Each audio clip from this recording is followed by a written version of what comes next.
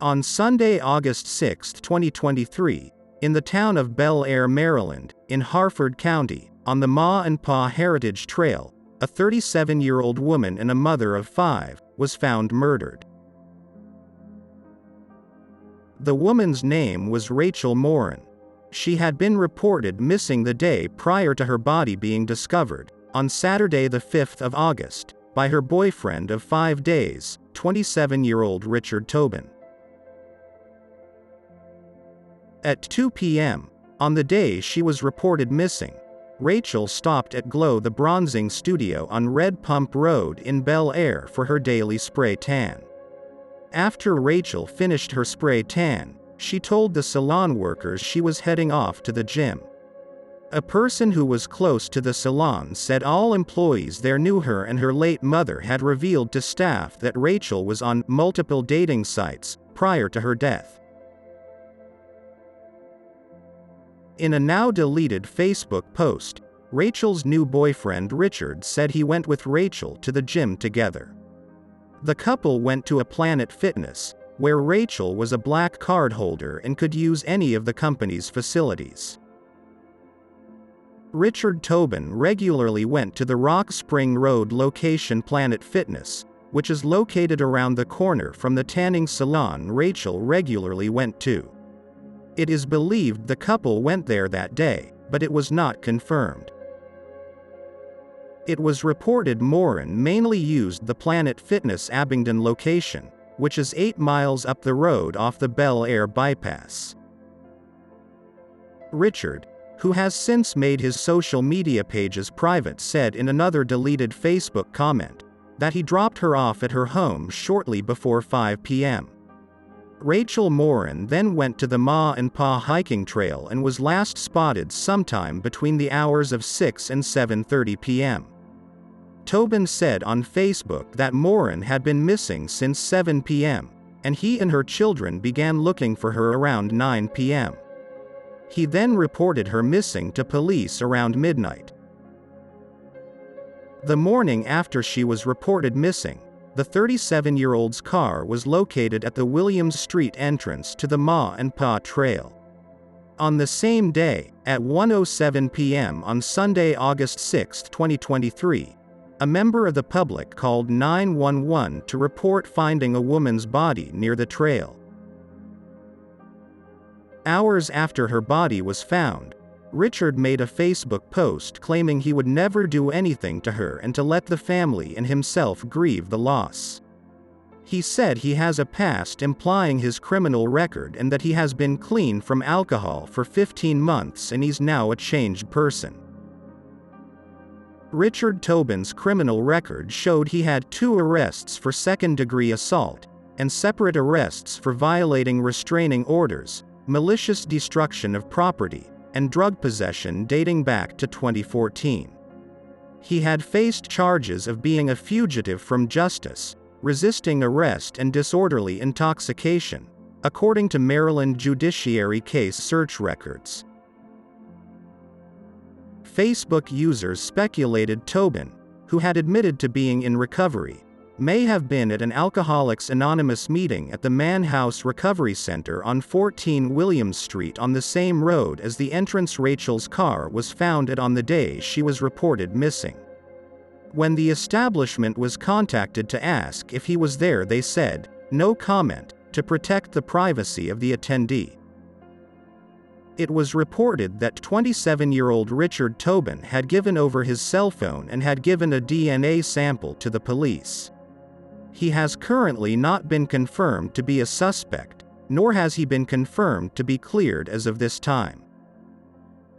On August 6, a local man named Michael Gabriszewski, 49 years old, claimed to multiple news outlets that he and his stepdaughter came across Morin's body on Sunday when they joined the search for the missing mother of 5. Mr. Gabriszewski said that his stepdaughter, who he said was a friend of Morin's, was the first to discover the body in a tunnel near the trail before they alerted police. I spoke with one man who actually found the body, and he says he joined the search after hearing about Rachel Morin, who's friends with his daughter. We were walking the trail and my daughter and her boyfriend went off on one trail, and I kept telling them to search the tunnels because I had a feeling about those tunnels. And I walked forward to search the one tunnel, and they searched the one, and that's where they found her. Later on in the day, in the evening of Sunday, August 6th, in a press conference, the Harford County Sheriff Jeff Gawler confirmed Rachel was murdered and her case has now turned into a homicide investigation. He also said the other missing woman reported was not connected to Rachel's murder and the public are not in danger. He also mentioned if anyone in the public might have video footage from the day she was reported missing. Good evening, everyone. Thanks for coming up this evening. There's days I absolutely love being the sheriff of Harford County. This is not one of those days. We're here to follow up on what I think our entire community knows, sadly, what is a homicide. On Thursday, August 10th, 49-year-old Michael Gabrishewski recalled the day he and his stepdaughter found the body of 37-year-old Rachel Morin off the Ma and Pa Trail in Bel Air. He said he had visions of the event and that there won't be an open casket, alluding to how badly her facial injury was. He claimed it looked like the side of her face was gone, and she was fully naked, laying on her back, and she had brutal head trauma. He said it looked like her head had been smashed in with a rock. The police claimed Michael did not find Rachel and his claims are not true. It's believed perhaps he may be telling a story his stepdaughter relayed to him and/or the reporters were confused by his story. I had never walked it myself. For Michael Gabrishewski, I told my stepdaughter, I said, look, it's not going to be laying out in the open. the Ma and Pa Trail in Bel Air, uncharted territory. I said, she's going to be tucked away somewhere. But the former National Park search and rescue officer has extensive experience tracking down missing people. So basically, it's my passion to bring closure to that family by bringing her back and not having them wonder what happened. Following reports 37-year-old Rachel Morin left for a walk and never returned, Gabrishewski and his stepdaughter taking off on a search rooted on instinct. I just kept seeing tunnels in my mind. I don't know why, but I just kept seeing tunnels. Despite law enforcement swarming the area for almost a full day, Gabrishewski's stepdaughter locating the body in about an hour. The deadly discovery. Once we got down there and I started seeing them tunnels, I started getting goosebumps. Made in a tunnel drain not far from the trail's main entrance. I saw a terrible mess. Gabrishewski's visions meeting the reality of a gruesome scene. There's not going to be an open casket, I can guarantee you that.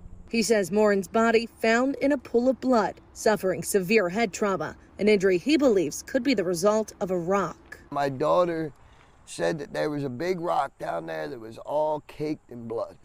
I understand many of you want answers, and we do too. The latest update from the Harford County Sheriff's Department declining to mention how Morin died and not yet naming a suspect.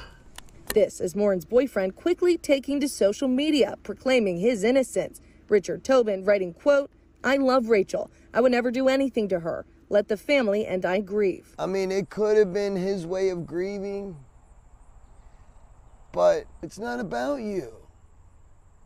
It's about her. It's about bringing her home. It's somebody's mother, somebody's daughter.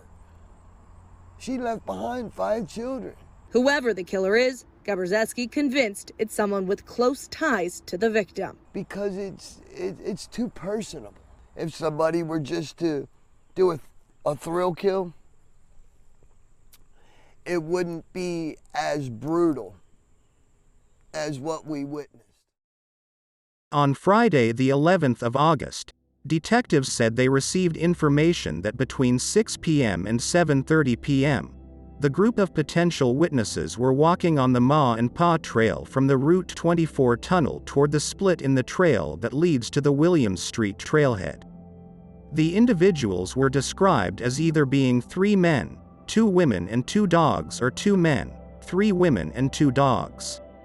Later on in the day, The Harford County Sheriff's Office made a Facebook post claiming that those individuals had been identified and were contacted by detectives. It's still unknown if the killer was an opportunistic stranger or someone she knew. Hopefully her case is solved soon.